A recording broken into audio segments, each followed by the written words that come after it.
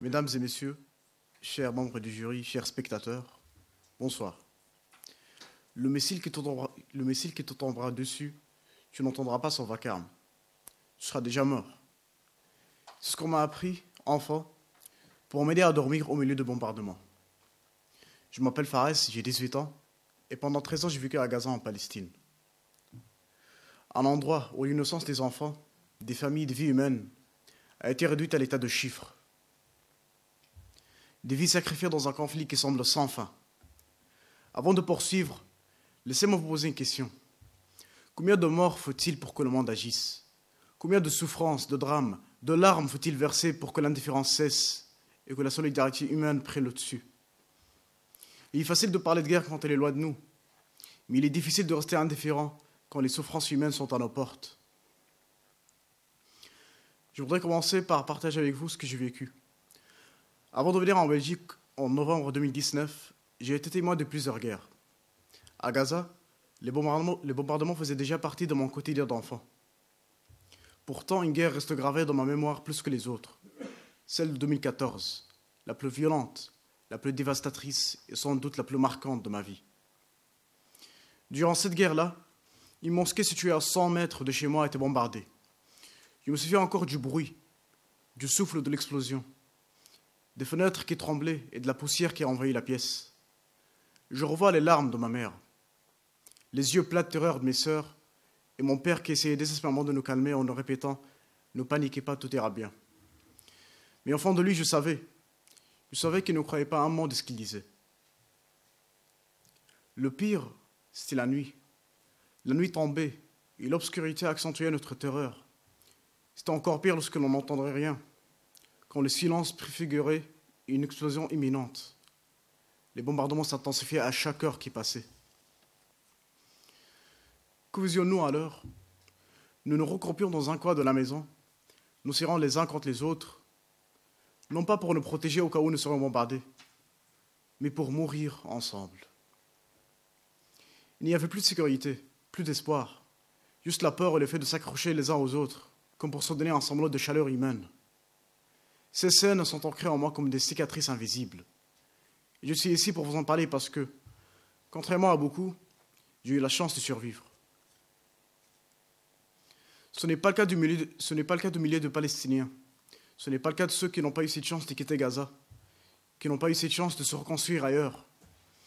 Pour beaucoup, ce sont des images que l'on ne peut pas effacer, des blessures qui ne se referment jamais.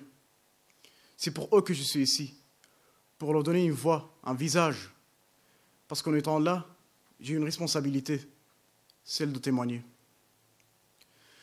Depuis le 7 octobre 2023, plus de 64 000 Palestiniens ont été tués, 64 000 vies effacées. Chaque unité représente une histoire, une famille brisée, un avenir détruit. Chaque unité représente une vie humaine, un enfant, un parent, un être humain avec des rêves, des espoirs, une existence. Mais, là où certains chiffres font réagir, d'autres sont balayés, ignorés, étouffés. Comparons avec ce qui se passe en Ukraine. Lorsque l'Ukraine est envahie, le monde entier s'est levé, des sanctions économiques ont été appliquées, des aides humanitaires envoyées, des condamnations résonnaient à travers le monde.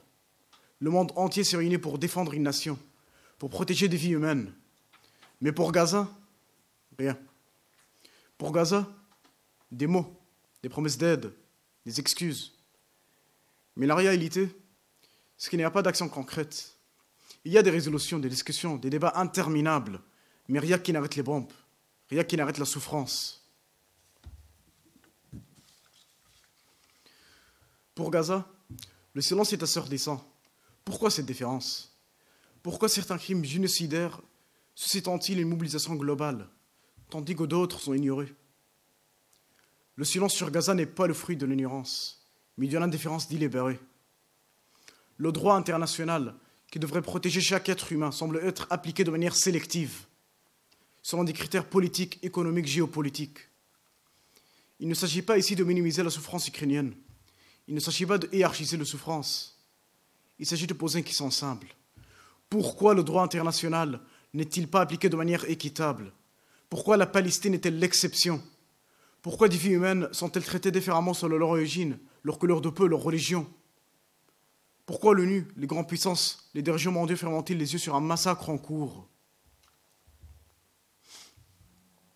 L'histoire nous a déjà jugés. Il nous a jugés pour le génocide arménien. Il nous a jugés pour l'Holocauste. Il nous a jugés pour le Rwanda. Et chaque fois, nous avons juré, plus jamais ça. Mais aujourd'hui, un génocide est diffusé en direct, en temps réel, sur nos télévisions, sur nos écrans, sur les téléphones, et nous restons spectateurs, plongés dans notre indifférence ou notre inaction. Cela ne nous touche pas assez, c'est loin de nous. Mais la vérité, c'est qu'il ne faut pas être à Gaza pour être responsable. Ce qui nous définit, ce n'est pas seulement ce que nous faisons, mais ce que nous tolérons. Et aujourd'hui, en tolérant cette souffrance, nous échouons collectivement à protéger ce qui fait de nous des êtres humains, la compassion, l'empathie et l'amour de la justice. Je suis ici pour vous rappeler cette vérité simple, cette vérité universelle. Aucune vie humaine ne vaut moins qu'une autre. Aucune vie humaine ne vaut moins qu'une autre. Les enfants de Gaza méritent de vivre autant que n'importe quel autre enfant dans le monde. Les mères de Gaza méritent de voir leurs enfants grandir et non pas mourir sous les bombes. Les pères de Gaza méritent de tenir leurs enfants dans leurs bras et non pas de les enterrer. Trop de morts, mais pas assez de mots. Trop de souffrance, mais pas assez de solidarité. Trop de silence, mais pas assez de courage. Trop d'innocents, mais pas assez d'humanité.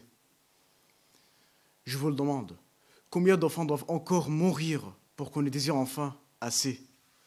Combien de vies doivent être détruites pour que nous décidions de reconstruire? Ne l'oubliez jamais, le silence tue. Le silence tue. Le silence d'aujourd'hui tue les enfants de Gaza. Il pourrait tuer nos valeurs demain. Vous ne pouvez pas rester spectateur. Vous ne pouvez pas continuer à fermer les yeux. Nous avons une responsabilité collective.